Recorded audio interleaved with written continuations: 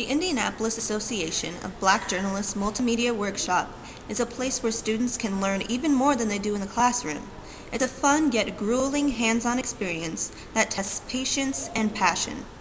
The 15 members of the program have gone through both good and bad times together. There were arguments, there was discord, but that's business. The numerous field trips taken were academic pleasures, and each venue was beneficial to the program. Each member of the program had his or her time to shine, whether it was at a paper, news station, or a PR company. Eyes were open to the possibilities of journalism options, and it was learned that journalism is much more than just writing. These beautiful facilities of Butler University that have been handed to us have served as a place of newfound intelligence, and IABJ has succeeded in their first annual multimedia workshop for youth.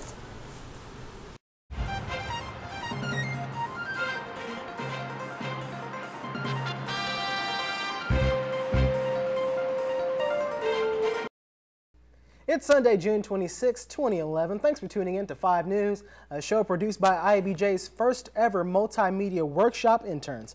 I'm Cameron Riddle. And I'm Danica Newsom. We're in Studio 1A at Butler University, bringing you some of the biggest stories to make news in Indianapolis this week. But first, sad news out of Mooresville. A soldier killed in the line of duty earlier this week, just hours before President Obama promised to bring 10,000 U.S. troops home from Afghanistan. I traveled to Mooresville to talk to the people who loved Josh Jedden. He's a really brave man, and, nothing really scared him. Brave and willing to sacrifice for his country. Just wanted to go and wanted to serve his country. And, be there for other troops and help support, himself and his family. Josh Jedden was a U.S. soldier from Mooresville. He was killed in combat in Afghanistan Tuesday. Colton Long grew up with Josh. The two had been best friends since 3rd grade. He was a marvelous guy. He was just caring, loving, nicest guy in the world. Another friend, Alex Pimham, went to high school with Josh. I asked him if he was scared about going. He said he wasn't scared. He said, if I die, I die. I'm going to die serving my country. Josh Jedden was the first soldier from Mooresville to die in combat in Afghanistan. His name will be added to the Veterans Memorial at Newby Memorial Elementary School. Josh Jedden's death makes Indiana's 169th soldier to die while serving the country. One touching Facebook post says, "I love you, Alicia, and will be there for you every step of the way." The last post Alicia wrote was, "I love you so much, Josh Jedden, forever and always." Josh leaves behind his wife, unborn twins, his mother, father, and stepfather. Indianapolis Mayor Greg Ballard revealed a new initiative to curb youth violence. It's a collaborative effort among community groups and police officers. 5 Rights reporter Chuck Barron went to the targeted neighborhoods to get their reaction. We asked the mayor whether unveiling the program late in his tenure was inspired by pending election. Emphatic that the answer is no. The Public Safety Director Frank Straub has had a long-time commitment to collaborating with community groups to make neighborhoods safer. A Northeast Side mother retells the horrific story of a routine day gone wrong on one heartbreaking day last April. And he went over there and got a pop.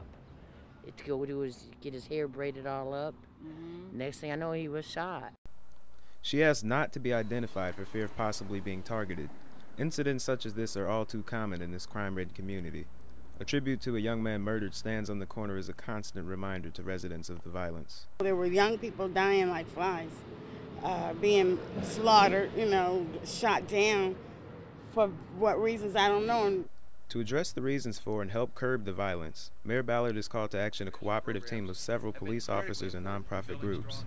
That team will target 4 zip codes they call hotspots. What we're trying to do is identify 2 or 3 what I call super hotspots within those zip codes and really focus with laser-like attention on those very small areas. But neighbors in this crime-ridden area are skeptical about whether or not the plan will work.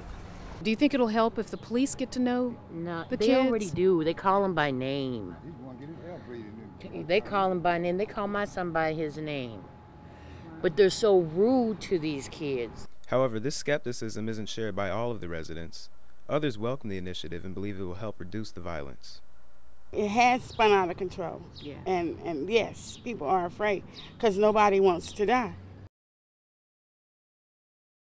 There is a new gun law effective July 1st that does not require permits for guns under certain conditions. The new law will allow gun owners to carry their weapons in their vehicles as long as it is unloaded and out of reach.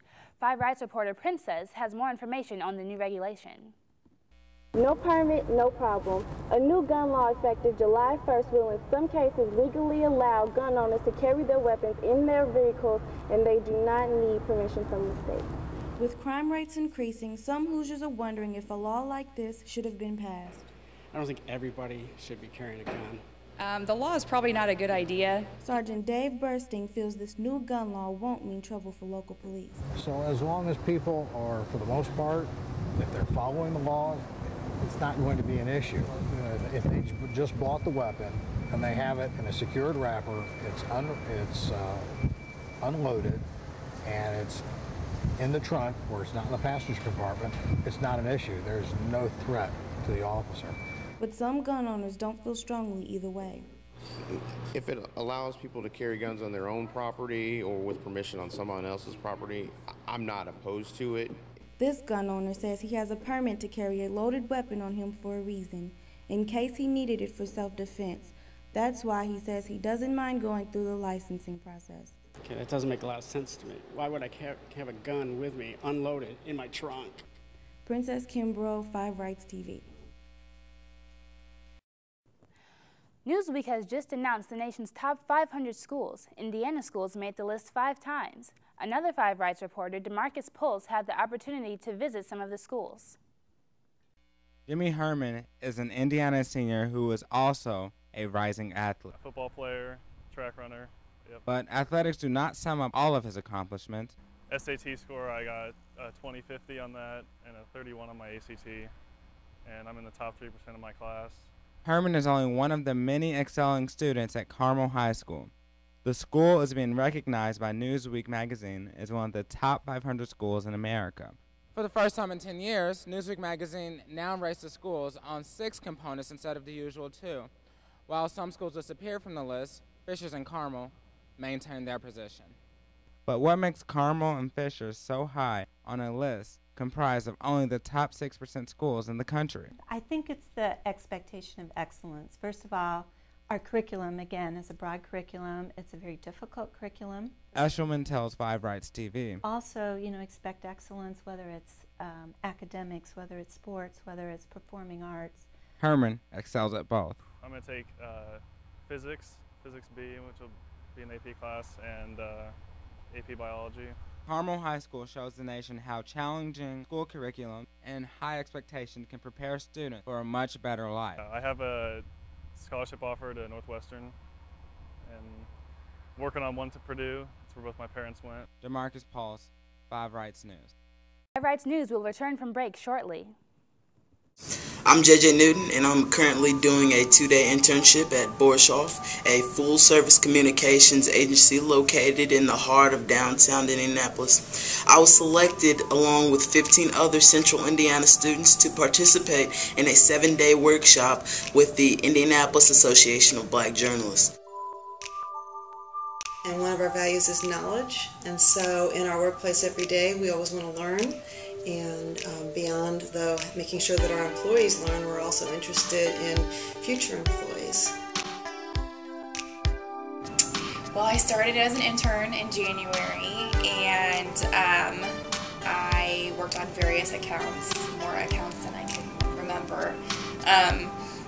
Worked here 3 days a week as an intern, and then in March I was offered a full-time position, which I accepted, and I started at the end of May once I graduated from IABJ. In order to get into the IABJ multimedia workshop, we had to submit 3 of our pieces of work, which could have to do with either broadcast or journalism. We had to get 2 letters of recommendation from maybe bosses, employers, or just people who know us well. We had to write an essay saying why we think we're good for this program and why we love journalism. So I think all around it's a really good, well-rounded list of requirements. Have I had fun? That's an understatement. Five Rights reporter Justin Crane investigated the reaction of residents to the almost closed Planned Parenthood. Planned Parenthood officers have yet to hear from Judge Pratt, and big decisions will be made. Many patients are unable to be seen and rely on this organization for many services. I thought it was an option that I needed at that time, even though I wasn't necessarily doing anything. It was an option that I needed to take. I am concerned that they closed, though. Another patient, Dominique Barber, said he also depends on Planned Feel like Parenthood. if something's wrong with you, you can go in there and they'll check it out for you. As a result, people could not seek out services on Wednesday over 26 locations. Closing decisions comes as a federal judge considers Planned Parenthoods to attempt to regain Medicaid funding. Since the organization performed abortions, the state cut its tax dollars. Ryan McCann with the Indiana Family Institute explained that Planned Parenthood has a choice to stop performing abortions. You know, Planned Parenthood is more concerned about abortion than women's health. We're not cutting off women's health services. Those services are still being funded and are available to women in Indiana. Scott Schneider sponsored the bill that cut the organization's funds. He is currently monitoring this week's development. I'm hopeful that the judge, who is an Obama appointee, will handle this properly. But I also know there's some political realities out there as well that play into this kind of thing. Planned Parenthood officials expect to hear a decision by the end of the week. I'm Justin Crane reporting. Late Friday night, federal judge Tanya Walton Pratt ruled Planned Parenthood offices across the state can begin servicing Medicaid patients. For the complete story, plus reaction from the governor and the Republicans who sponsored the bill, go to the Five Rights website.